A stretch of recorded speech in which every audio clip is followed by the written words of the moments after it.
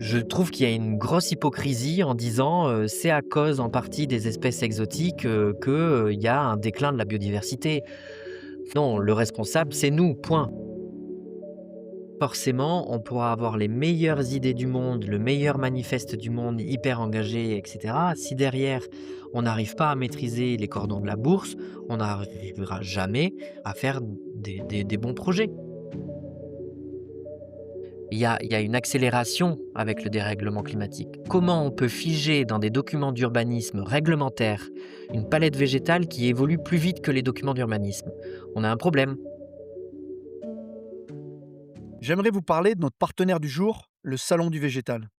Il se tiendra du 15 au 17 septembre 2026 au Parc des Expositions à Angers. Ce rendez-vous rassemble tous les acteurs de la filière du végétal, que ce soit les producteurs, paysagistes, distributeurs, fournisseurs ou organismes officiels. L'idée est de découvrir les dernières innovations, partager des expertises et avancer ensemble sur les grands enjeux du végétal. Donc clairement, si le sujet vous intéresse, c'est un événement à noter dans votre agenda. Je vous mets toutes les informations dans la description de cet épisode. En attendant, je laisse place à mon invité. Bonjour Nicolas, je suis ravi de t'accueillir pour ce nouvel épisode de Daily Green. Avant de commencer, j'aimerais savoir comment tu vas. Bonjour, Hicham, ça va très bien, merci, en plein dans les projets. Je suis ravi en tout cas que tu aies pris un peu de temps pour qu'on puisse discuter. Qu'est-ce que les gens doivent savoir sur toi, pour mieux comprendre ton parcours et ton métier? Bah, moi, je suis donc, paysagiste concepteur et botaniste depuis, 13 ans. Je suis, bordelais de naissance, j'ai fait toute ma scolarité et ma formation, à Bordeaux, à l'École nationale supérieure d'architecture et de paysage de Bordeaux et j'ai travaillé pendant de nombreuses années au jardin botanique de Bordeaux avec Philippe Richard, le conservateur général et Dominique Vivant, le directeur adjoint, sur, plusieurs sujets en lien, principalement avec la biodiversité végétale et l'intégration de cette biodiversité végétale dans, les documents d'urbanisme, tels que le PLU dans le cadre des trames vertes et bleues. C'était au moment où Bordeaux était en pleine ébullition avec, tout le renouvellement urbain, l'arrivée du tram, des très, très gros, travaux et donc avec une grosse consommation d'espace, qui était considérée comme vide. Alors que, forcément, c'est jamais vide et c'est rempli d'usages, peut-être informels ou plus poétiques, mais en tout cas, c'est pas vide et tout le travail qu'on avait fait avec, Philippe Richard et Dominique Vivant, c'était la création d'un observatoire des friches et des délaissés de la ville de Bordeaux, et donc ça a été, un des premiers projets sur lequel j'ai vraiment travaillé, en lien avec, botanique et paysage. Et à la suite de ça, j'ai travaillé pour Gilles Clément Écolocaux, en tant que d'abord, chargé de projet et après, chef de projet pendant, 5 ans. D'abord, pour des projets bordelais et puis après pour des projets, en région parisienne et à la suite donc de ce parcours, riche, auprès de Coloco et Gilles Clément, je suis parti, créer la cellule paysage chez Archi5. Pour vraiment faire un parallèle entre architecture et paysage, directement en interne, avec un dialogue, que moi je voulais, riche, qui est pas l'architecture d'un côté et le paysage de l'autre, mais que dès le début, soit embarqué le paysage dans les problématiques et les réflexions de conception des projets au sens large et pendant le covid, j'ai pris définitivement mon envol et j'ai, construit, Atelier NDF. Pour pouvoir faire des projets autour de la biodiversité végétale, autour du paysage plutôt urbain. Non pas que je suis pas intéressé par le paysage agricole, mais c'est au fur et à mesure des opportunités de projets et de propositions que s'est construit l'agence et étant donné que les agences aujourd'hui, peut-être plus qu'avant, tout tourne autour de la référence et la référence alimentant une autre référence et ben, c'est compliqué de sortir de la case de la référence qui a été construite. On essaye de faire un pas de côté, mais c'est compliqué, pas que pour l'agence, pour tout le monde et récemment, je me suis associé avec, une amie, urbaniste pour, justement travailler aussi sur, toutes les parties d'urbanisme réglementaire, PLU, PEVA, PSMV, patrimoine, études urbaines et paysagères. Voilà pour le parcours. Super. J'ai vu que tu avais une nouvelle casquette, en tant qu'adjoint au maire de Ferrières en Gâtinais, en Oui. charge du cadre de vie, du paysage et de la transition écologique. Tu peux nous parler un peu de cette nouvelle casquette? Oui, j'avais très envie d'aller voir comment ça se passait de l'autre côté de la barrière. Étant habitué à faire de la maîtrise d'œuvre, publique, j'étais très souvent assez frustré, de ne pas pouvoir pousser les ambitions du paysage, tel que je l'imaginais pour, X ou Y raison, administrative, et surtout économique.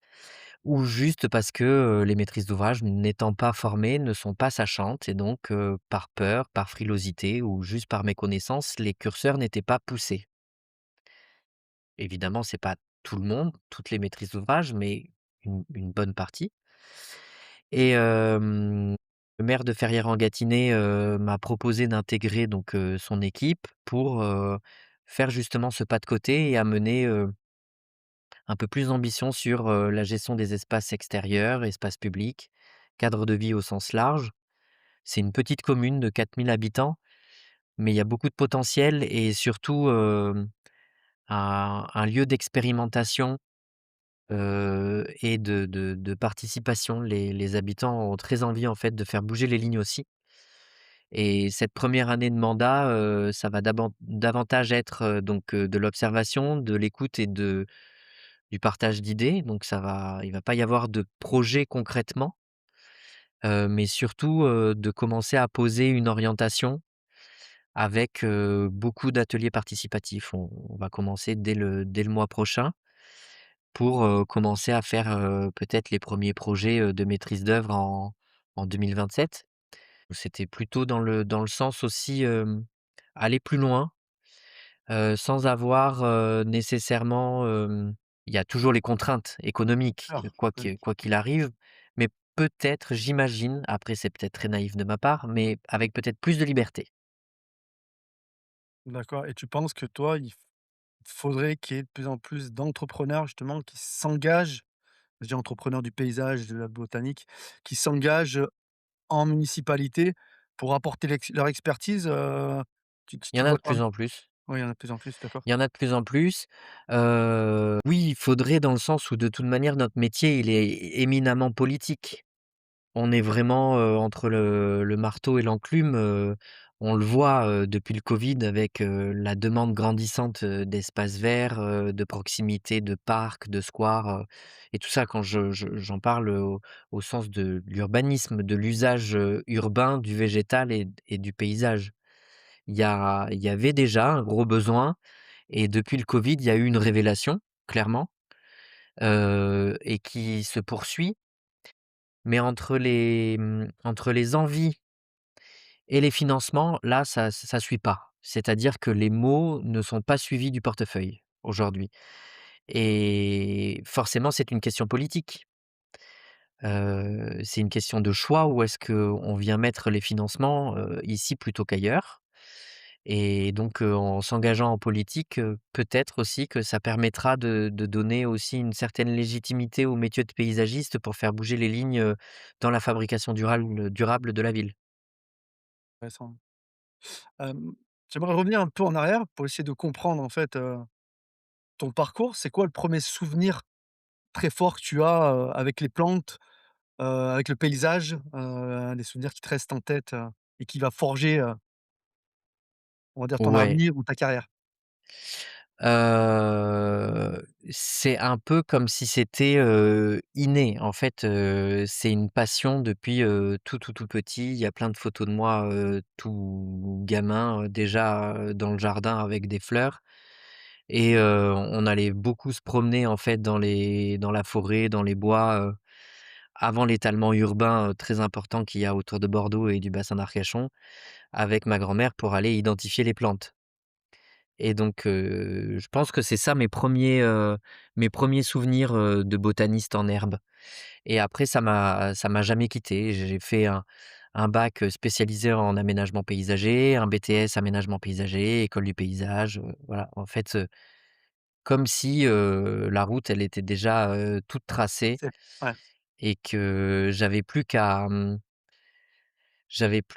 activer justement les leviers pour pouvoir, faire des projets. Mais en fait, les projets, c'est plutôt des prétextes pour pouvoir, donner la parole au paysage et au végétal. Je pense que je suis davantage militant là-dedans que dans le projet. Le projet, il y a un cahier des charges et tout tourne autour de l'argent. Donc forcément, un peu plus muselé, dans le manifeste, même si, j'arrive quand même à faire, paraître mon sale caractère. J'ai dans une de tes interviews, j'ai appris que tu, cultivais le safran. Ouais, Est-ce que tu peux alors ça peut paraître anecdotique, mais quand on connaît la fragilité du safran, non, non, non, non. il y a quand même quelque chose, qui se dit derrière tout ça, non? Ouais, mais j'ai cultivé du safran, comme j'ai envie de faire une culture de pivoine, comme, j'ai envie, d'être producteur de dahlias. En fait, j'ai envie de beaucoup de choses et après, se heurte la réalité du travail agricole, des saisons, de la dureté, du travail de la terre. Voilà, oui, j'ai beaucoup d'envie, mais je teste beaucoup de choses. Voilà. Avec, des résultats, plus ou moins évidents. Je suis autonome en safran, c'est vrai. Ah oui, bah, ça, c'est déjà une 1re chose quand on connaît Voilà. la fragilité quand même de la plante, hem, donc tu te définis comme un botaniste autant que paysagiste. Concrètement, ça change quoi dans ta manière de regarder un trottoir, une friche, un pied d'arbre, dans ces plantes, on appelle ça mauvaises herbes, qui poussent? J'ai une anecdote que je dis assez souvent et qui fait, lever les poils de certains, mais ça m'est égal. C'est quand j'étais à l'école d'architecture, et du paysage de Bordeaux, j'avais un prof que j'aimais bien au demeurant, hein, faisait des projets, plutôt sympas en région bordelaise. Et moi venant de la biologie végétale, quand on allait sur un site, même si c'était un site d'études, d'étudiants, je regardais d'abord ce qui poussait spontanément pour donner des indications sur, la terre, sur, la fréquentation aussi. Parce que si c'est un espace qui est très, très fréquenté, forcément ça va tasser la terre, il va y avoir un certain cortège végétal. Et donc, j'étais d'abord sur la petite échelle et après je dézoomais pour arriver sur, les flux humains. Et ce prof à l'époque m'avait dit: «Non, non, mais Nicolas, on s'en fout, c'est un rond sur AutoCAD, donc fais d'abord en fait, la grande échelle et après tu feras ta palette végétale». Et moi ça m'avait, complètement scandalisé. Déjà parce que j'ai horreur qu'on me dise, ce que je dois faire, même si c'est de la connerie, je vais y aller pour dire: «OK, c'était de la connerie», mais au moins j'aurais appris du processus. Et par esprit de contradiction, j'ai passé toute ma scolarité à l'école à être, en décalage de méthodologie. Ce qui m'a pas empêché d'avoir, mon diplôme, et d'avoir une très bonne note et d'être supervisé par Gilles Clément. Et pour autant, ce rond sur AutoCAD, c'était révélateur en fait de l'absence abyssale de connaissances en biologie végétale et en botanique de ce prof-là et de beaucoup de paysagistes, concepteurs. Et donc pour moi le végétal, l'arbre, c'est pas un mobilier comme un banc ou une corbeille, c'est qu'il y a tout un écosystème. Mais peut-être qu'aujourd'hui ça paraît évident, mais il y a 13 ans encore ça l'était pas, hein. Ça. C'est-à-dire que le métier a quand même énormément évolué grâce évidemment à beaucoup de personnalités engagées, et engageantes comme Gilles Clément, comme Francis Allais, comme Véronique Mur entre autres, qui ont permis d'avoir un terreau, fertile et qui était, très ils étaient tous, très avant-gardistes. Et moi quand je suis arrivé, c'était pas encore gagné d'affaires.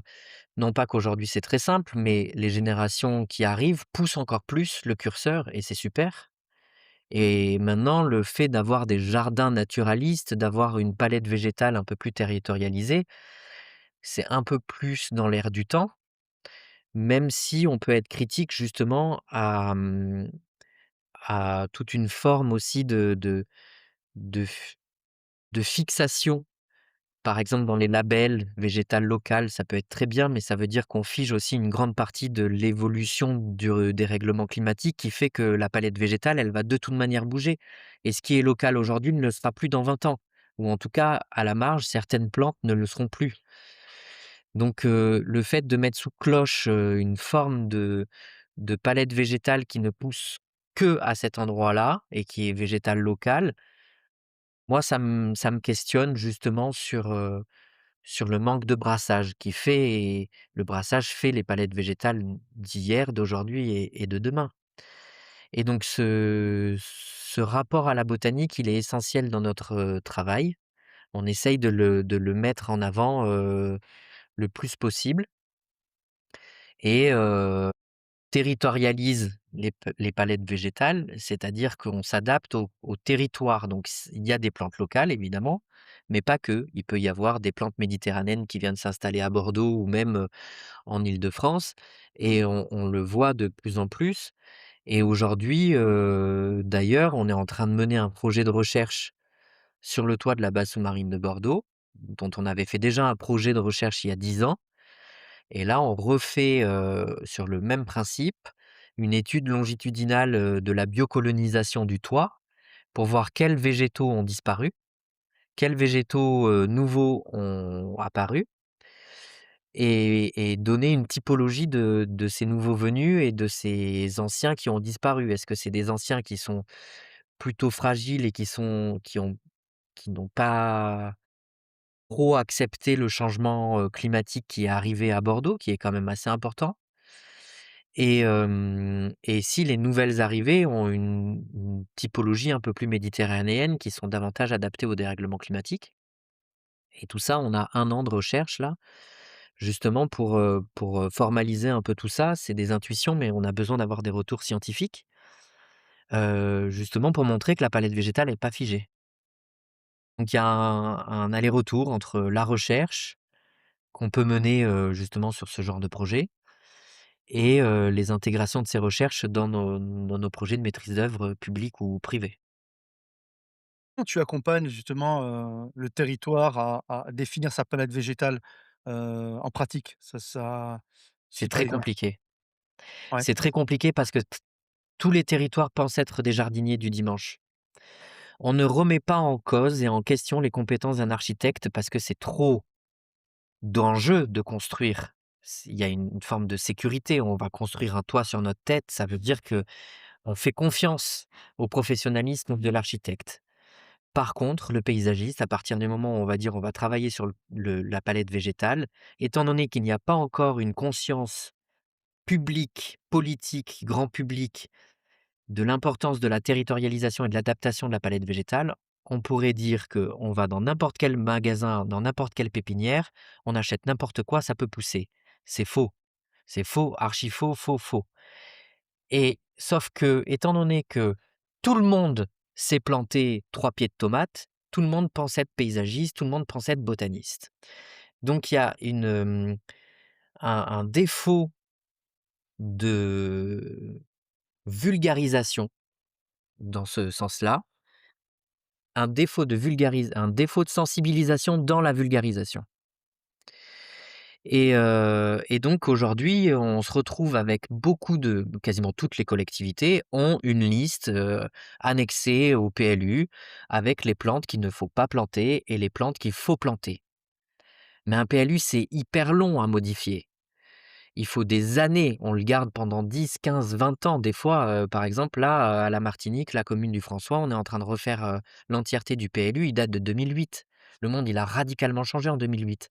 Les végétaux encore plus. Il y a une accélération avec le dérèglement climatique. Comment on peut figer dans des documents d'urbanisme réglementaires une palette végétale qui évolue plus vite que les documents d'urbanisme? On a un problème. Ouais. C'est-à-dire qu'on ne s'autorise pas assez l'expérimentation et en plus de ça, il y a des problématiques sanitaires en lien avec les allergènes et donc on incrimine forcément telle ou telle plante en disant: «Elle fait du pollen», sans dézoomer la problématique qui vient de plus loin. Parce que c'est plus facile de dire: «Bon, ben, on va pas planter les graminées parce qu'il y a trop d'allergènes», mais ça va pas empêcher d'avoir autant d'allergiques. C'est pas parce qu'on ne plante pas des graminées qu'on n'aura plus d'allergies. C'est simpliste comme réflexion et c'est encore une fois une méconnaissance du cycle biologique. S'il y a des allergies, c'est aussi avant tout à cause du dérèglement climatique et de la pollution, et encore une fois, la plante, elle n'est que porte-parole d'un dérèglement anthropique principalement, au même titre que les plantes envahissantes dans des friches et des délaissés où l'humain a tout défoncé et la plante, elle est juste là en train de lever le drapeau en disant: «Attention, là, il y a une problématique», et on incrimine la plante au lieu d'incriminer vraiment le problème à la source. Parce que c'est plus simple de dire: «On interdit», que de vraiment prendre le problème à bras-le-corps et de dire: «Bon, ben, alors, qu'est-ce qu'on peut faire justement pour réduire ces allergies? Quelles sont les véritables causes?» Donc évidemment, moi, il y a j'ouvre des portes, comme ça, j'ai pas la solution. C'est tentaculaire la problématique, mais c'est une problématique de santé publique politique, et quand nous, en tant que concepteurs, on est dans le cœur du réacteur, on est tout le temps en évolution. Puisque en fait, c'est le propre d'être entrepreneur aussi, c'est de, sentir les signaux faibles, de s'y engouffrer et de faire, entreprise autour de ça, et Sûr. donc forcément, nous, on est à la page. On sait ce qui marche, on sait ce qui marche pas, on sait ce qui peut marcher, et on est heurté par la rigidité de ces documents d'urbanisme et aussi peut-être le manque d'ambition politique étant donné que les mandats sont très courts. Bah, il faut faire très vite, donc on fait très superficiel. Carrément. Tu parles souvent, de plantes spontanées, sauvages, frugales, locales.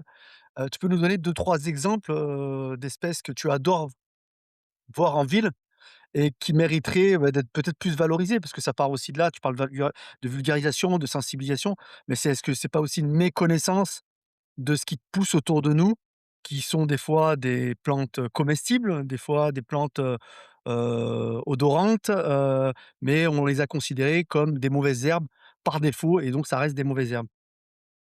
On les a considérées comme des mauvaises herbes parce qu'elles font sale dans l'esprit de beaucoup.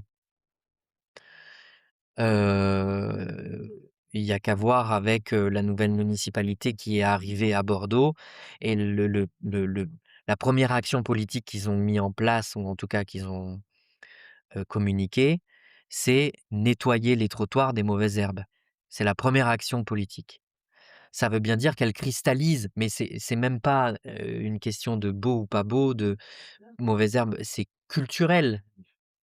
Tu vois? Il y a c'est une question de regard, donc ça veut dire que c'est complètement subjectif. Il y a pas de bonne ou de mauvaise réponse là-dessus, c'est vraiment dogmatique. Il y a un dogme qui dit: «La mauvaise herbe, c'est chouette, c'est beau», dont j'en fais partie, mais est-ce que c'est vrai? C'est philosophique, quasi. Et un autre dogme qui dit: «Non, la mauvaise herbe sur le trottoir, c'est moche, parce qu'on paye des impôts et que, ça montre que nos impôts sont pas utilisés pour pouvoir nettoyer, les espaces publics». C'est irréconciliable. C'est-à-dire que c'est soit tu es d'un côté, soit tu es de l'autre. Tu as pas d'entre-deux, et c'est ce qui se passe de toute manière, c'est révélateur de notre société. Il faut prendre parti d'un côté ou d'un autre. Il y a pas de nuances, c'est fini les nuances. On peut pas se dire qu'à un moment donné, bah, oui, on peut accepter que dans tel quartier qui est un peu éloigné ou qui a une valeur paysagère un peu différente, on accepte, justement des vagabondes et des sauvages dans l'espace public, et que peut-être qu'autour d'une abbaye ou je sais pas quoi, qui a un patrimoine un peu plus important, bah, là, on a un entretien un peu plus, intensif ou traditionnel. La gestion différenciée, elle a eu le vent en poupe, il y a quelques années. J'ai le sentiment qu'elle s'est quand même, vachement disloquée. On n'entend plus trop parler, ou en tout cas, on en entend parler maintenant pour, pas pour la biodiversité, mais parce que ça fait des économies d'échelle. Donc, là, on touche du doigt vraiment la mauvaise herbe ou la plante invasive. C'est vraiment philosophique et c'est hyper intéressant parce qu'on est d'un côté ou de l'autre de la barrière. Moi, la plante invasive, je la kiffe parce que, Les plantes qu'on a aujourd'hui, évidemment à l'échelle de la planète, pas de notre échelle de vie qui est minuscule et dérisoire, mais on parle tout le temps du chêne français et européen. À la base, il est asiatique, le chêne, et donc tout est brassage, tout a bougé, rien n'est pareil, et le fait de vouloir le mettre, sous forme de carte postale, moi ça me gêne. Ça me gêne parce que c'est une méconnaissance justement de la dynamique du vivant, et il y a plein de richesses, et à partir du moment où on apprend et on comprend pourquoi ces plantes invasives, elles sont là, elles sont pas là par hasard. Voilà, donc faut les observer, faut comprendre, et après on peut agir et on peut faire projet autour. Mais quand je vois la quantité de temps et d'argent et de main-d'œuvre qu'il faut pour essayer d'éradiquer certaines plantes invasives, mais que de toute manière elles reviendront parce que c'est la vie, bah, je me dis: «Est-ce que cet argent public, il est vraiment bien utilisé?» Tout à fait. Ah, c'est ta réflexion et justement alors se pose la question, qu'est-ce que tu penses des espèces exotiques? Moi, je pense rien des espèces exotiques, elles sont là pour une raison, c'est ce que je te dis de ce que j'ai dit tout à l'heure. Moi, j'ai pas de valeur, j'ai pas de jugement de valeur sur ces espèces, exotiques.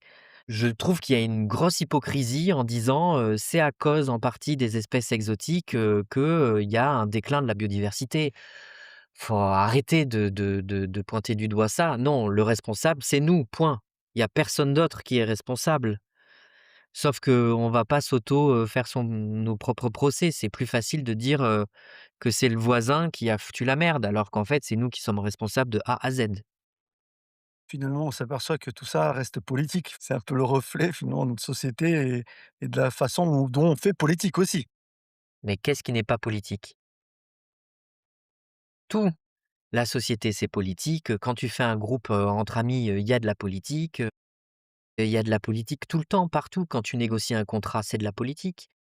Ben, la fabrication de la ville, elle est politique. D'ailleurs, en politique urbaine de la ville, ça sort pas de nulle part. Qu'est-ce que tu recommanderais aux habitants, pour, peut-être, être plus ouverts sur ces sujets de de mauvaises herbes? Et je sais pas si en fait, il faut pas forcer. De toute manière, en passant les idées en force, il y a rien de pire que ça pour figer et bloquer, et de justement nous faire pointer du doigt un dogme, qu'on essaye d'imposer. Je pense que de toute manière ça, pour n'importe quel sujet, il faut le proscrire et il faut le jeter, mais très, très loin. Heu, c'est toujours pareil, c'est beaucoup de dialogue, de pédagogie, de sensibilisation. Ça viendra au fur et à mesure en boule de neige. Il suffit d'une graine, hein, pour faire une prairie. Tu dis qu'effectivement on est encore inspiré du jardin à la française. Tu disais que en fait, c'était cette volonté de maîtriser la nature, au même rang que Dieu maîtrise les hommes, maîtrise la nature. C'était aussi comment dire? Prendre cette place-là de maîtrise des éléments. Aujourd'hui, est-ce que l'on en est encore là ou est-ce que les choses ont évolué? Je suis pas historien des jardins. Je suis pas non plus, historien, tout court, mais c'est vrai qu'on a une culture du jardin qui découle, de nos rois de France. Et le jardin pour les rois de France, c'était politique. C'était pour montrer justement qu'ils avaient, le pouvoir, qu'ils avaient la richesse et qu'ils contrôlaient la nature. Donc forcément, s'ils contrôlaient la nature, ils contrôlaient n'importe qui, y compris, les ambassadeurs qui venaient. Donc il y avait un message, ultra politique dans le jardin. D'ailleurs, ça l'est toujours, quand on voit, les prés-carrés, des lotissements avec les oliviers. L'olivier, c'est un vecteur politique de réussite. Politique et sociale, et donc le jardin, il a toujours cette valeur de mise en avant de l'importance sociale, d'une personne, en tout cas dans le privé. C'est-à-dire qu'on veut du beau, du propre, parce que la culture, est très liée au jardin à la française, en fait. C'est un peu ça l'idée. Oui, mais là encore une fois, le beau, c'est philosophique. Qu'est-ce qui est beau? Qu'est-ce qui ne l'est pas? Ce qui est beau en France ne c'est pas la même chose aux Pays-Bas, c'est pas la même chose aux États-Unis, au Mexique, tu vois? C'est là, on parle, évidemment de ce qu'on sait, c'est-à-dire en France, la mauvaise herbe. elle est pas appréciée parce qu'elle pointe du doigt un manque de gestion, un manque d'investissement.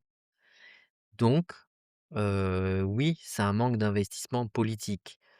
S'il y a un politique suffisamment couillu qui dit: «Bah, écoutez les gars, non, la pâquerette elle est super et on la laisse dans les pavés», bah, voilà, il va y avoir forcément des gens qui vont être mécontents, mais il y aura toujours des gens mécontents et ça fait partie de la culture française. Très intéressant. J'aimerais qu'on revienne un peu sur ta casquette, d'entrepreneur, Nicolas. Quelle est la promesse que peuvent attendre celle et celui qui franchirait le pas de ton atelier? Je fais plus du tout de promesses, tu sais? Je j'ai arrêté de faire des promesses. Je ne fais plus que m'adapter aux opportunités et aux contraintes. Il y a pas de promesse. Il y a pas de promesse. Parce que une promesse, ça veut dire qu'il y a une réponse pour tout le monde. Alors qu'il y a milliards de projets, parce qu'il y a milliards de cahiers des charges et il y a milliards de clients. Donc, forcément, je peux pas promettre si derrière, il y a pas l'ambition politique ou s'il y a pas l'argent. Parce que je sais très bien aussi que c'est culturel en France, que c'est un gros mot, de parler d'argent. Mais aujourd'hui, les projets ne peuvent pas sortir s'il n'y en a pas. Et forcément, on pourra avoir les meilleures idées du monde, le meilleur manifeste du monde, hyper engagé et cetera. Si derrière, on n'arrive pas à maîtriser les cordons de la bourse, on n'arrivera jamais à faire des bons projets. Et en plus, le bon projet, moi je suis rien du tout là-dedans, dans les projets, on peut être jusqu'à 40 personnes. Donc les groupements, c'est des mini-sociétés avec, les mêmes problématiques qu'il y a dans n'importe quelle société. Ça veut dire qu'il faut faire avec les égos de tout le monde, faire avec, les envies et les desiderata de tout le monde. Donc en fait, quand on livre un projet Atelier NDF, c'est une somme astronomique de compromis. Ça devrait même pas être, Atelier NDF qui signe. Parce que si c'est le projet est super, c'est signé, tout le monde. Par contre, si le projet est trop naze, c'est signé Atelier NDF, donc c'est un peu trop simple. C'est-à-dire que tout le monde se désolidarise si le projet est naze, alors qu'au final, tout le monde est responsable parce qu'à un moment donné, il y en a plein qui ont fait chier. Dans un post à toi, alors que j'ai découvert, tu commences par la phrase: «Je ne suis pas désolé». Donc un post que je vous invite à lire qui était, assez fort. Est-ce que tu penses que ton métier a trop tendance à s'excuser, parfois même d'être là? Alors je dirais pas que mon métier, tous les concepteurs, à partir du moment où c'est du jus de cerveau et de la prestation intellectuelle, c'est très compliqué d'arriver à faire, valoir, nos compétences. Ça c'est un fait.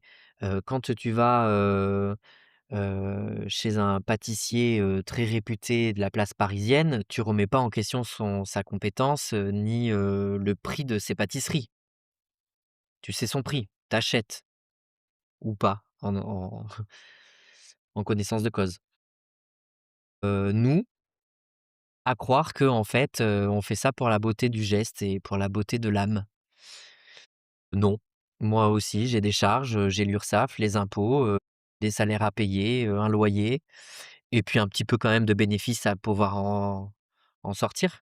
Sinon ça sert à rien de travailler. Pour toi, et comment tu la vis cette partie-là justement? Parce qu'on a toujours tendance à, enfin moi je le remarque, qu'on soit paysagiste, qu'on soit botaniste, on oublie que c'est aussi des entrepreneurs. C'est pour ça que je voulais aborder ce point-là avec toi.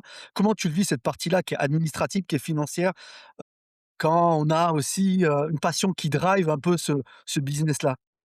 Oh bah, de manière, très saine, hein, c'est-à-dire que il y a besoin d'argent pour payer tout ça, donc il y a besoin d'avoir, des projets qui soient rémunérés. Donc quand je fais mes propositions d'honoraires, et qu'on me dit: «Ah ben non, tu es trop cher». Non coco, c'est pas que je suis trop cher, c'est que tu as pas l'argent. Non, généralement les cahiers des charges sont plutôt bien faits. Oui, mais si tu as 100 €, tu vas pas, dans un étoilé. Tu sais par rapport à ton budget, où est-ce que tu t'orientes dans un restaurant? Beh, la problématique, c'est qu'aujourd'hui les gens ne savent pas s'orienter sur les projets de conception. Bon alors quand on est un défenseur du végétal local spontané par exemple, qu'on défend une palette, locale, comment tu arrives à discuter par exemple avec un maître d'ouvrage, un promoteur? Comment ça se passe en réunion? Ça se passe bien? Est-ce qu'il y a des points d'accrochage à un moment donné quand on parle à la fois de business et de plantes? Heu, On va pas se mentir, on parle pas de sensibilité et de botanique avec les promoteurs. Il faut que ça rentre dans la case, de leur avantage, c'est-à-dire, l'augmentation de leur actif au niveau du prix du foncier, la compensation, éventuellement, enfin, il faut qu'il y ait un intérêt économique qui soit en retour d'ascenseur pour eux. Au tout début, quand j'ai monté l'agence, je j'allais avec, mon ma plante et mon papillon en disant: «C'est super, si on plante telle et telle espèce, on aura ces papillons». Ils me regardaient en face, ils avaient costume, cravate et je perdais à coup sûr. Et maintenant, j'ai compris qu'il faut d'abord parler au portefeuille et si c'est positif pour le papillon et la plante, bah, j'ai gagné. Ouais. Et justement, alors tu es assesseur aussi du label biodiversité. Est-ce que ça t'aide à parler business justement avec les acteurs de l'immobilier sur les valeurs, les risques, la différenciation, Oui, plutôt que c'est vrai. seulement, biodiversité et valeurs morales? Oui, c'est facilitateur, oui. C'est surtout que ça rajoute un cadre, de protection aux paysagistes. Parce que pour être labellisé label biodiversity, il faut un paysagiste en interne.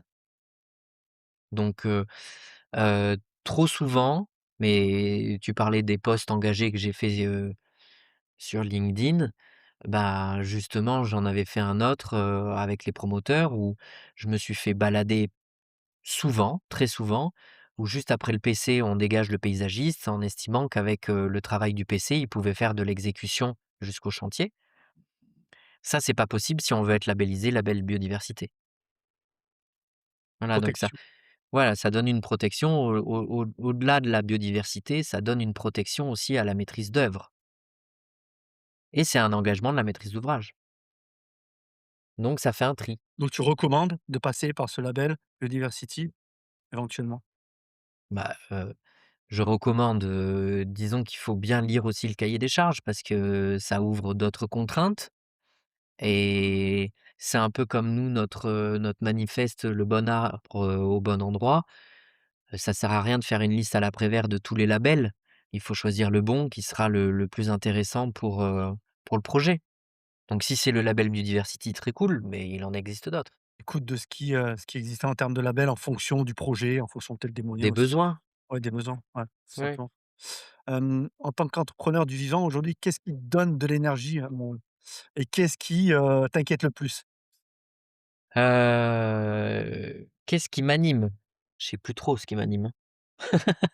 Non, mais c'est vrai que là, ça fait, plus de 10 ans que je suis dans ce milieu-là, que, je me frotte vraiment aux frontières systématiquement parce que je suis pas très docile. Donc forcément, ça râpe, c'est usant. Je reste toujours autant convaincu. Peut-être que je suis, un peu moins direct, j'arrive à être un peu plus diplomate ou alors carrément, à dire, «Ben non, là, c'est j'arrête». J'arrête pour ma santé mentale, j'arrête pour, la santé économique de l'agence, parce que, on s'est foutu de moi et qu'au final, ça a été de l'exploitation plutôt que, que des échanges. Heu, pour autant, je me vois pas faire autre chose, peut-être plus différemment de toute manière, au fur et à mesure que l'agence elle évolue, que l'agence, grandit aussi. Je fais, de moins en moins de projets, in fine, puisque, je fais davantage, naviguer le bateau. Je donne les grandes orientations, même si maintenant en interne, tout le monde est suffisamment autonome et sait faire, les projets, faire, la production, l'exécution donc ça, c'est un avantage aussi pour pouvoir, orienter, différemment l'agence. Par exemple, on a pas mal de références en maîtrise d'œuvre. J'aimerais bien orienter davantage vers, justement les plans de paysage, les atlas de biodiversité, des études peut-être plus à grand territoire. C'est pour ça aussi que, l'arrivée de Magali en tant qu'associée en urbanisme réglementaire, ça donne une bouffée d'air aussi dans le sens où on dézoome aussi. On est à des échelles beaucoup plus grandes, on agit, on fait des préconisations qui vont, orienter beaucoup plus le territoire sur la longue durée. Alors que les projets de maîtrise d'œuvre, c'est quand même très très zoomé, très sur une parcelle cadastrale, donc ce qui m'anime, c'est plutôt, voilà, faire les changements d'échelle. Ça me donne bien envie d'aller, me confronter là-dessus et après, c'était quoi la deuxième Et partie? justement, qu'est-ce qui t'inquiète le plus, Ce qui finalement? m'inquiète le plus, c'est, justement la partie, trop réglementaire. Le fait de rajouter encore des règles, des obligations, des interdictions, toujours, toujours, toujours. On passe plus de temps maintenant à analyser, les dossiers réglementaires et d'autorisation et cetera, qu'à faire vraiment notre travail de concepteur. L La liberté du concepteur se réduit à peau de chagrin et ça m'inquiète parce que ça va pas dans le bon sens. On a des zozos, dans les chambres, des députés et du Sénat qui votent à tour de bras des trucs, les plus contradictoires possibles les uns avec les autres, où on se retrouve avec des règles qui se contredisent les unes avec les autres. Hem, ça c'est ça c'est le plus problématique pour moi. Je trouve que ça va pas dans le bon sens. C'est le plus inquiétant, d'accord. Et si tu regardes maintenant ton parcours, qu'est-ce que tu conseillerais à quelqu'un qui veut entreprendre dans les métiers de la botanique et du paysage? Ce serait quoi le premier conseil que tu donnerais? C'est drôle, vous posez toujours les mêmes questions, sur ça, sur qu'est-ce qu'on conseillerait aux jeunes? Je leur conseillerais de pas faire ça. Bon, on espère inspirer certaines vocations, mais effectivement, si tu Non, leur mais, conseilles je pense qu'en effet, il faut être un peu, un peu naïf, il y a beaucoup de jeunes qui pensent, qui n'imaginent pas à quel point c'est un travail de geek. On est tout le temps à l'ordinateur, on est tout le temps sur des logiciels. Maintenant, en plus, avec l'IA, je te raconte pas. C'est un métier d'ordinateur, c'est un métier numérique. on espère, être en contact avec les plantes ou avec le Ben, pas, paysage. bah, jardinier et sans mauvais jeu de mots et sans, là, on a les mains dans la terre, là, on plante, là, on fait. Heu, Paysagiste, concepteur, on est quand même, très éloigné de la terre, hein. Et même pour les botanistes, c'est-à-dire qu'à un moment donné, même pour ce genre de métier, on est obligé pareil de référencer les plantes, d'utiliser, l'ordinateur, plutôt qu'être au contact, ce serait plus ça aujourd'hui? Bah, l'identification, elle est assez rapide, hein, dans le fond, hein, tu regardes une plante, tu l'identifies et tu la classes. Le rôle du botaniste aujourd'hui, il est au-delà, il est pas que sur de l'identification. C'est le maillon justement, entre le terrain et l'ordinateur. Nicolas, j'avais une question, moi. Est-ce qu'il y a des plantes, en ville, heu, qui sont en phase d'extinction? Comme on peut le voir pour les arbres, comme on peut le voir pour les animaux. Est-ce qu'il y a aujourd'hui, des plantes, qu'on ne retrouve pas, qu'on connaissait dans les villes il y a 40 ans et qu'aujourd'hui, bah, ont disparu, pour diverses raisons? Il y en a toujours eu, mais aujourd'hui, par exemple, il y a les marronniers qui sont pas, locaux, hein, qui viennent des Balkans, mais les marronniers aujourd'hui, il y a la mineuse du marronnier qui est une petite guêpe qui vient piquer. Et donc dont les larves, viennent se nourrir des nervures des feuilles où passe la sève et donc forcément, c'est comme si on nous coupe les veines. À un moment donné, les les les parties du corps au bout de ces veines-là vont se nécroser et c'est ce qui se passe aujourd'hui avec les marronniers où dès, fin juin, début juillet, toutes les feuilles sont marron et d'année en année, ça affaiblit l'arbre, et au final, les populations sont en train de décliner.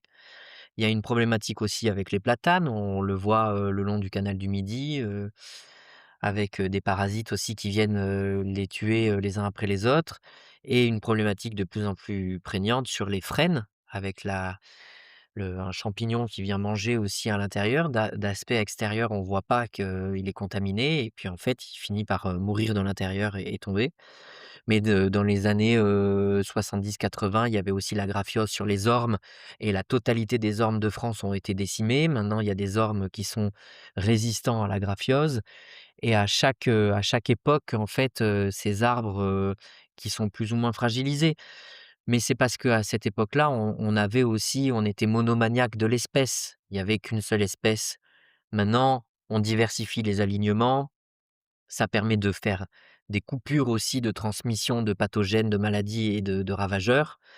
Cette technique-là permet, d'endiguer les problématiques et puis, avec le dérèglement climatique, les chênes, souffrent de plus en plus. C'est ceux, depuis qu'il y a les canicules à répétition, qui ont de plus en plus de mal à résister à ces épisodes de sécheresse, de manque d'eau, et qui prennent cher. Et donc aujourd'hui, les chênes, on en plante peut-être un peu moins dans les espaces publics, justement, parce on les sait et on les sent plus fragiles. Là, on est à l'échelle de l'arbre. Au niveau à l'échelle de l'herbacée, est-ce qu'il y a aussi, des Elles sont moins vulnérables, mais étant donné que leur cycle de production et de leur cycle biologique est plus rapide, elles ont le temps d'évoluer plus vite. Un arbre, si tu veux, une fois qu'il est figé, il est bloqué. Mais les herbacées, eh ben, à partir du moment où il y a les graines qui vont arriver sur un territoire, si ce territoire est pas adapté à la germination, la graine, elle va pas germer et ça va monter ou descendre ou aller, ailleurs dans le territoire et là où le climat, et le sol et les conditions seront intéressantes, là, ça va germer. Donc c'est un peu comme aussi, les abeilles. Les abeilles, c'est des cycles biologiques qui sont très courts et en fait, à une échelle humaine, il peut y avoir, 3-4 générations d'abeilles et donc, en 10 ans, tu ça veut dire qu'il y a un apprentissage du contexte. Par exemple, l'adaptation aux frelons asiatiques, on le voit de plus en plus maintenant, il y a quelques années, c'était dévastateur pour les ruches. Aujourd'hui, elles arrivent à communiquer, à se mettre sur en boule autour des frelons asiatiques, de chauffer et parce que, miracle de la nature aussi, à quelques degrés supplémentaires de température, le frelon asiatique finit par mourir et donc ça, les abeilles l'ont compris. Mais elles l'ont compris et elles le transmettent aux générations d'après parce que les générations sont courtes. À l'échelle d'un arbre, c'est pas envisageable aujourd'hui, c'est beaucoup, beaucoup, beaucoup, beaucoup plus long.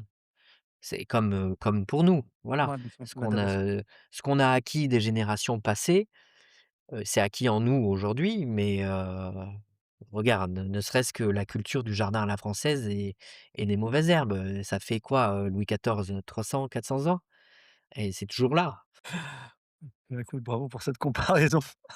En tout cas, on a toujours un petit rituel en fin d'émission, c'est, quelles sont les 2 personnes disparues ou vivantes que tu aimerais inviter, pour une balade botanique? Tout le monde va croire que je vais dire Gilles Simon, Mais non. mais c'est si, quand même Gilles, Gilles. Mais en vrai, je dirais peut-être 3. Super. Gilles, Francis Allais, qui nous a quittés et Véronique Mur. Vraiment cette, sainte trinité. D'accord et pour quelle raison? Oh bah, parce que, voilà, Quelle raison personnelle plutôt, ouais. ce regard, transgénérationnel, depuis, les années 70, jusqu'à nos jours, c'est-à-dire qu'il y a une mémoire de l'évolution du métier, de l'évolution du vocabulaire, de l'évolution de la France, de la politique, du monde en général, parce que le paysage, c'est aussi géopolitique et donc ça, je pense que c'est précieux ces regards-là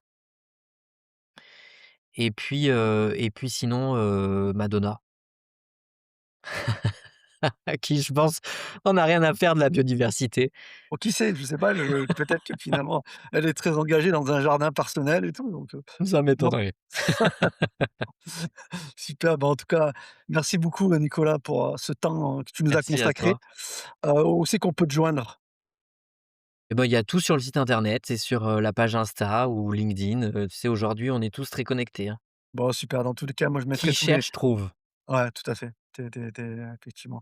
Je mettrai tous les liens de contact dans la description de cet épisode et je te remercie beaucoup encore, Nicolas, pour ton temps. et puis à très bientôt. Merci, à bientôt. Merci à vous de nous avoir écoutés. Si vous avez aimé cet épisode, n'hésitez pas à le partager et à nous laisser des étoiles, 5 de préférence sur votre plateforme d'écoute préférée. Enfin, afin de ne rater aucun épisode, inscrivez-vous à notre newsletter, newsletter.dailygreen.fr. Prenez soin de vous.